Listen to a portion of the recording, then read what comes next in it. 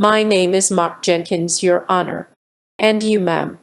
My name is Lisa Rogers, Your Honor. All right, Mr. Jenkins. What is your claim today? Your Honor.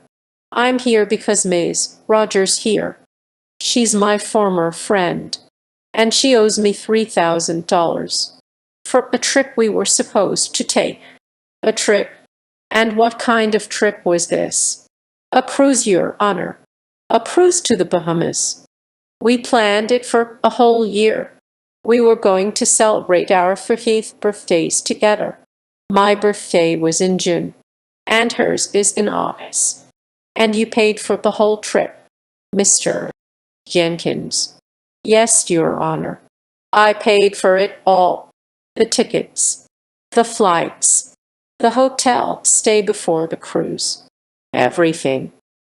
I put it all on my credit card. $3,000. She was supposed to pay me back her half, $1,500. And what happened? Why didn't you go on the trip? She canceled on me, Your Honor.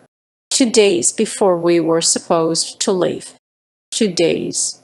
She said she couldn't go. Something about a family emergency. And then she wouldn't pay me back. She said she didn't have the money. Ms. Rogers, what do you have to say about this? Did you cancel the trip? Yes, Your Honor. I did. But it was a real family emergency. My grandmother. She got very sick. I had to go to her. I couldn't just leave her. She needed me. And what about Mr. Jenkins? Did you offer to pay him back? Yes, Your Honor. I told him I would pay him back as soon as I could. I lost my job right before that. And with my grandmother, the medical bills, it was just a lot. I don't have the money. I tried to explain that to him. He just doesn't understand. Mr. Jenkins, did she offer to pay you back? She said she would, Your Honor. But she never did. She avoids my calls and my texts. She pretends like it never happened. I just want my money. The $1,500 she owes me. And you are also asking for an additional $1,500 for the half of the trip you lost. Is that correct? Yes, Your Honor. She canceled on me. I couldn't go alone. I lost my money too. I think she should be responsible for the whole cost because she ruined our plans. And I couldn't get a refund for the tickets. The cruise line has a strict no refund policy. Ms. Rogers, is it true that Mr. Jenkins couldn't get a refund? I don't know, Your Honor. He said he couldn't, but I don't know if that's true. He could have tried to get his money back, or sold his ticket. He could have done something, instead of just suing me.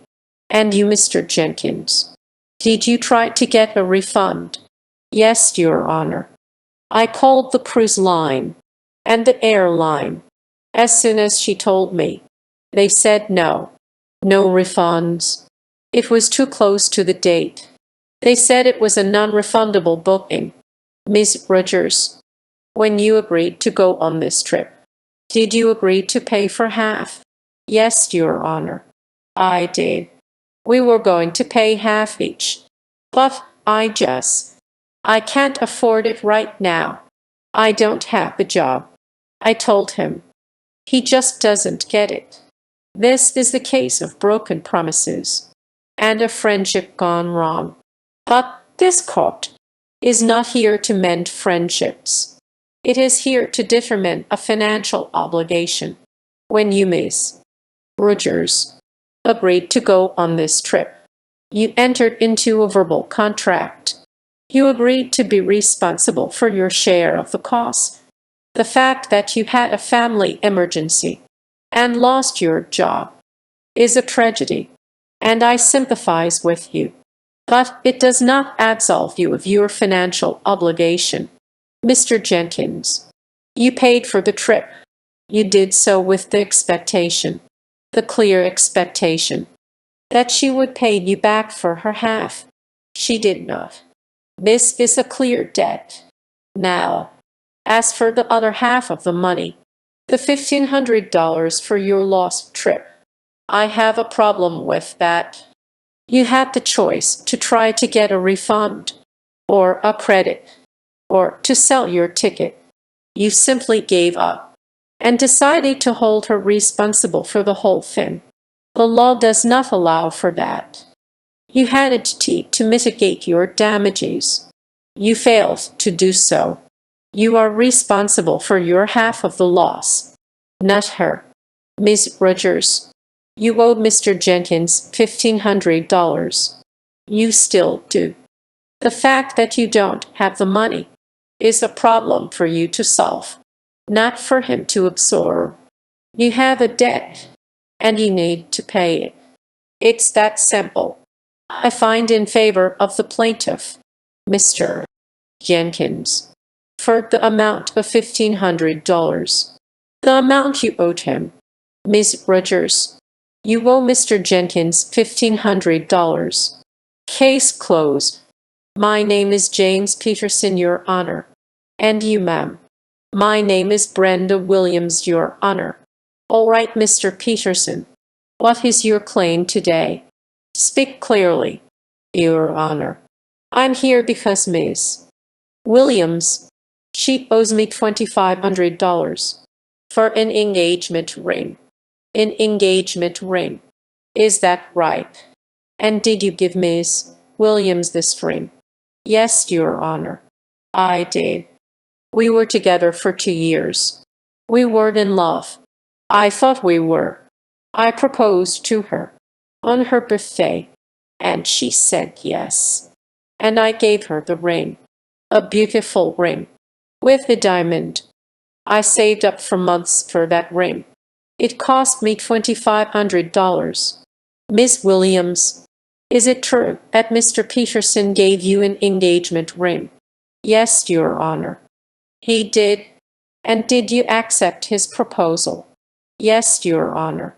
I did. At the time. And what happened? Why are you not getting married? Well, Your Honor, we broke up a few months after that. Things they didn't work out. We had a lot of arguments, and it just wasn't right for either of us. I decided it was best to end it. And did you give the ring back to Mr. Peterson? No, Your Honor. I did not. It was a gift. He gave it to me on my birthday. It's mine. Mr. Peterson, why should she give you the ring back? Because, Your Honor, it was a conditional gift. The condition was that we were going to get married. We didn't get married. The condition wasn't met. So the ring should come back to me. It's not right that she gets to keep it. She broke my heart. And she wants to keep my money too. Miss Williams, do you believe the ring was a gift, with no strings attached? Yes, Your Honor. It was a gift. He gave it to me on my birthday, and he said it was for me forever. He didn't say, if we don't get married, you have to give it back. He said it was a symbol of our love and our commitment, and that I should keep it. He told me that. Mr. Peterson, is that true? Did you tell her that? I don't remember exactly what I said, Your Honor. It was an emotional moment. I was just happy. But everyone knows. An engagement ring is a promise to marry. It's a legal concept. It's not just a regular gift. This is a well-established area of the law. An engagement ring is the conditional gift. The condition is the subsequent marriage. If the marriage does not happen, the ring should be returned to the person who gave it. The reason the marriage didn't happen is irrelevant.